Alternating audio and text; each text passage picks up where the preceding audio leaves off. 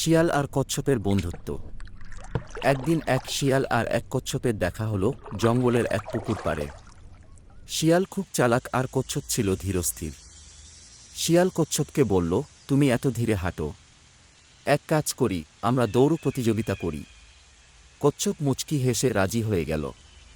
পরদিন সকালে তারা দৌড় শুরু করল। শিয়াল দ্রুত দৌড়াতে লাগল আর কচ্ছপ ধীরে ধীরে এগোতে লাগল। পথের মাঝে শিয়াল ভাবল, কচ্ছপ তো অনেক পেছনে, একটু ঘুমিয়ে নিই। সে গাছের নিচে শুয়ে পড়ল। কিন্তু কচ্ছপ ধীরে ধীরে চলতে থাকল, থামল না।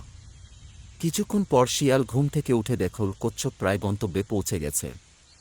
শিয়াল দৌড় দিল, কিন্তু ততক্ষণে কচ্ছপ জিতে গেছে। শিয়াল লজ্জায় মাথা নিচু করল। কচ্ছপ হেসে বলল, ধীর হলেও ধৈর্য থাকলে জয়ী হওয়া যায়। শিয়াল বুঝতে পারল, শুধু চালাকি দিয়ে সবকিছু জয় করা যায় না।